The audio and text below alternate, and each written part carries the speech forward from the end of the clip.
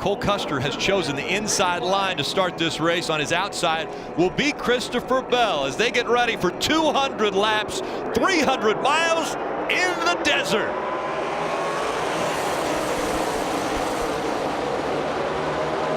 I'm not so sure about this pick for the bottom lane for Cole Custer. We're going to find out right now. Christopher Bell can make this second lane work. Giving him a little more room than I anticipated. I expected him to be right in the door, but I think he has a great run down the backstretch, and this help from the 7, that bright red car, Justin Allgaier. Now he goes back to the bottom, but Tyler Reddick underneath him. Still side by side for the lead. Christopher Bell edging out, looking as though he's going to take the lead when they come to the stripe, and Bell's going to lead lap 1. Allgaier got behind Bell, gave him some push down that back straightaway, gave him some momentum. Christopher Bell leading all 36 laps to this point.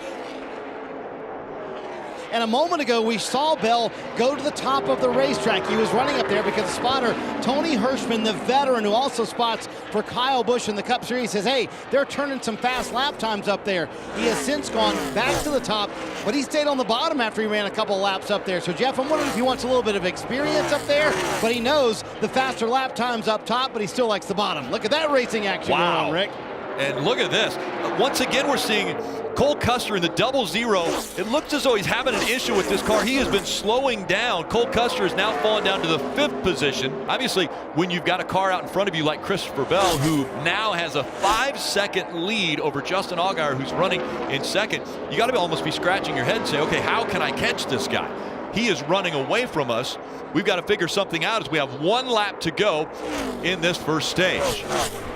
And Tyler Reddick running that top line, turning in some good lap times, but they've talked to him about discipline running that top line. Jeff, it takes a while for it to come in, but there is speed up there. Reddick's been top 5 lap times the entire time, but it took a while for that to come in for the 2 car. Spent some time with Danny Lawrence, who's kind of the general manager of the Xfinity program at RCR. That huge wreck last week at Indianapolis, he said, really put this 2 team behind a little bit. It was a brand new race car. They were hoping to get a few more races on it, so didn't go good. On the left hand, there you have it, Rick. Christopher Bell. And green flag back out. A huge jump out of the restart box by the 20. Really got the power down to those rear tires and really just drove off the nose of the 2. Easily clears the 7, pulls to the bottom to protect. And yeah, 3 wide right now. Reddick on the outside of 3 wide. Yeah, he was struggling up there. So the 19, Brandon Jones took advantage of Reddick struggling, and he drove to 4th. Look at this, the 7 of Justin Allgaier. What a run he has. He goes by on the outside. Can he complete the pass? Christopher Bell needs to side draft him really hard right now. You saw him get that big side draft, now trying to turn away from him. Get to the bottom of the racetrack, trying to accelerate, but Allgaier back in the throttle too quick, lost the groove. Oh, and he's got to lose a bunch of spots down the backstretch with momentum lost. The 00 is going to go by, the 19's going to attack. The 7 of Justin Allgaier able to get by Cole Custer and take the 2nd spot. A little bit of a close call, though, for Justin Allgaier. Take a look at this. Tommy Joe Martin's in that blue number 61. Wow. That's close. That's really dangerous to ride along. You see how much faster the 7 is, and as he drives to the corner, he's in the gas. Get the lap call first. Oh, gosh. That would have been contact in that right rear quarter panel. That would have turned him directly into the wall. It's way closer than Justin wanted. And stage 1 was won by Christopher Bell by approximately 5 seconds. And right now the gap between 1 and 2 is 4.3 seconds.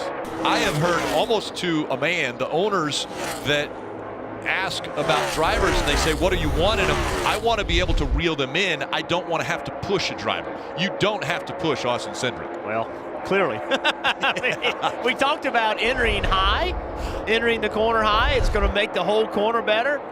That's exactly what he did, but you saw all that dust flying up the track. Wow, this is crazy right here as he's trying to get through lap traffic, but the track wasn't clean up there. You saw all that dust flying, and he almost spun that thing into the wall. It's Brandon Brown in the 86 that pushed that 20 down. It's actually his birthday today, 25th birthday, so a little bit of a close call there for race leader Christopher Bell, and he's coming up on the 10 once again. That's Elliott Sadler, and he's looks like he's going to put him potentially a lap down. Maybe he won't, as they're coming up on the end of this stage. He won't, so Elliott Sadler stays on the lead lap, and Christopher Bell wins stage 2.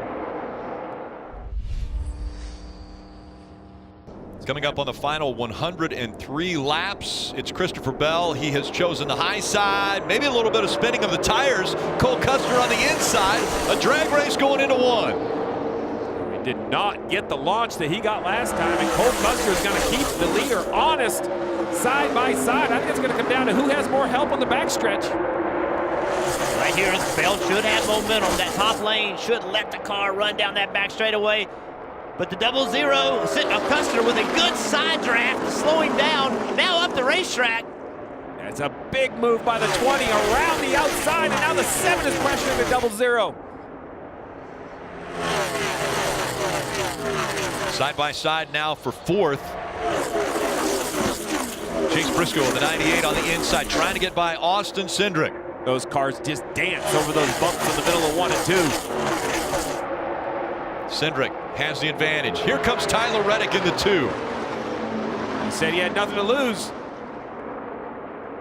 Justin Allgaier only has 5 playoff points up to this race. Now, he's going to finish in the top 10 for the regular season. That's going to get him a few more playoff points.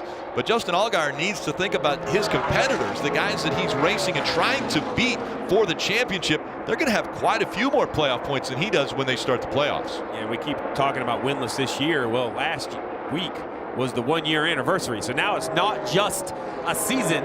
Now it is a calendar year, a 33 race winless streak.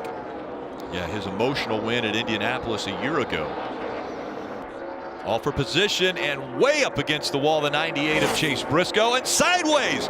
Tommy Joe Martin's in the 61. The caution will come out.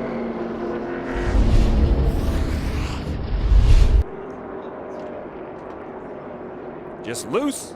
Car on the outside. You lose that side force. Big correction. The 61 comes around. Lucky he didn't hit anything.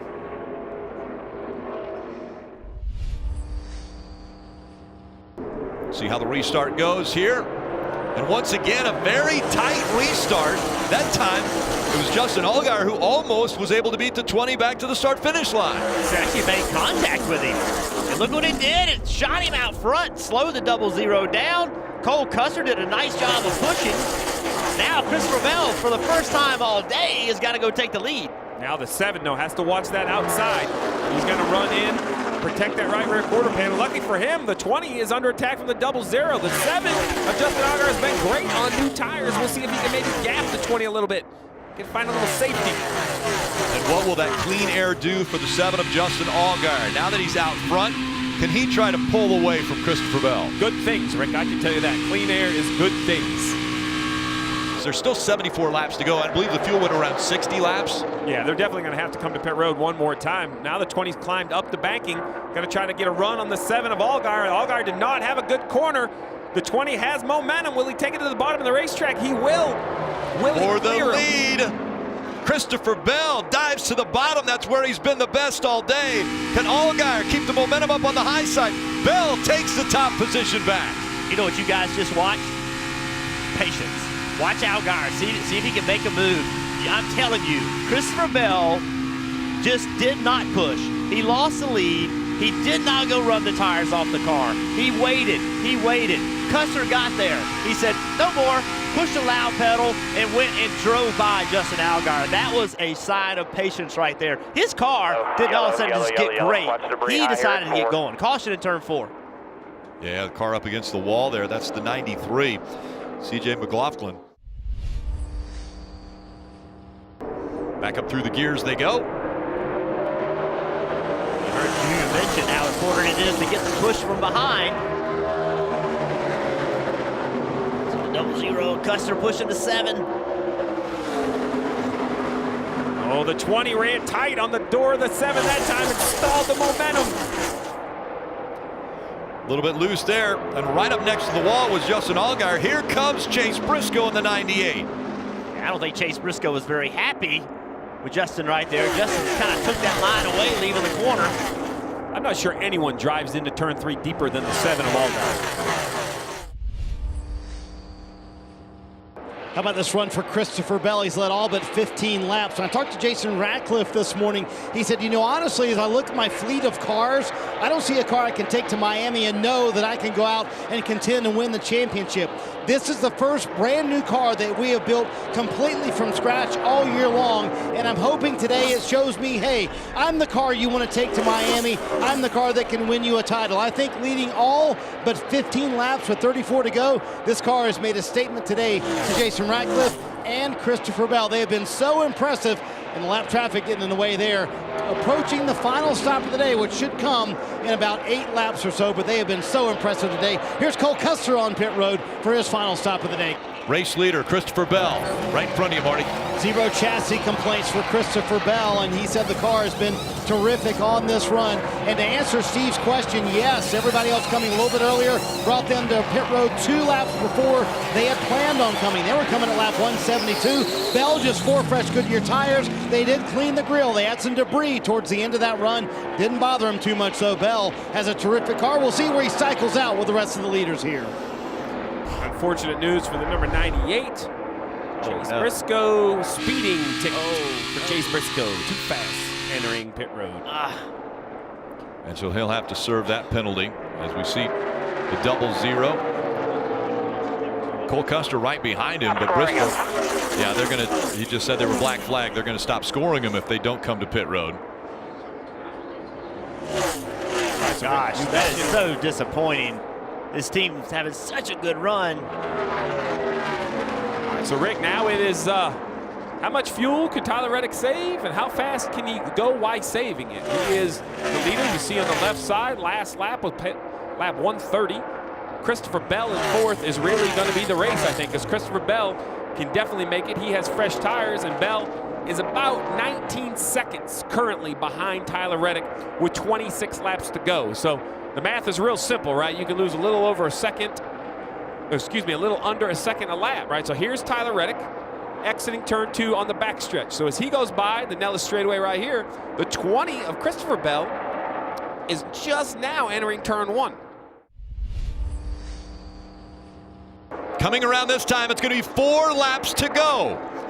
4 to go. Did they save enough fuel? Pick up the pace just a little bit. Yeah. Pick it up, because here comes the 20. Well, now he's the next car in the mirror. It's a long back straightaway. When Reddick comes off turn 2 and he looks in his mirror and he sees back there, that is the race for the win. That is the car he has to stay in front of. It'll be in the mirror. 4 laps to go. He's 3 seconds back. He was a second lap faster the last lap. So there you have it. So Tyler Reddick is going to have to pick up a little bit. Yeah, they told him to pick up the pace. You can hear on the radio, pick it up a little bit. They see the 20 coming. I like that, Marty. I like it. Tyler Reddick, though, he's working 3 to go this time by. Looks like under 3 seconds at the line. He ran a 33.20. That time he ran a 33.10. And behind him a 32.10. Another second. That's 2 seconds back. 3 laps to go. That's not going to work. 2 seconds. Is he making up a second a lap? Well, the tires are old as well on that, too. Look at Mom. Here comes the 20. Reddick. Can he hold him off? Does he have enough fuel? This time by, it'll be 2 laps to go. 3 miles. 3 miles worth of fuel. He needs to find 3 miles and a little bit of speed. The 20 of Bell is coming. He's coming. Here comes the 20. Another second. That's 1 more second. 1 second back, 2 laps to go. He goes to the top of the racetrack. We haven't seen that out of Reddick yet. He goes to the top. Maybe Reddick knows. Maybe he knows he had that in the bank for a little more speed. Coming up on 1 lap. 1 more time around.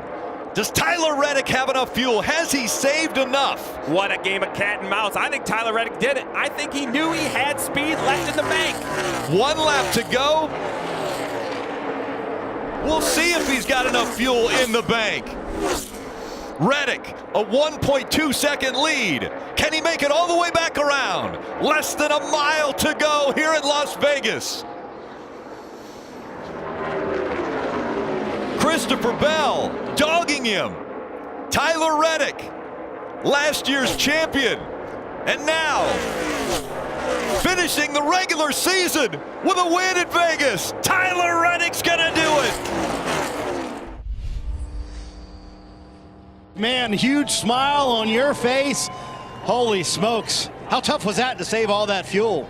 That was nerve-wracking to say the least. The last 3 laps, I started losing fuel pressure, and it was stumbling, so I didn't think I was going to make it running the fence, but Christopher Bell had a really unreal fast race car today, but we were just able to come and get fuel and tires and just save a lot, and it allowed us to run really, really fast laps there for what we had on tires at the end to keep us in front of them. And our Team B Chevrolet was just as fast as Xfinity Internet in that long run, and that's what we needed to give ourselves a little buffer at the end. So hats off to Randall and all the guys. We've had a really, really fast car here in the past, and unfortunately today we didn't have it, but we got them with strategy again.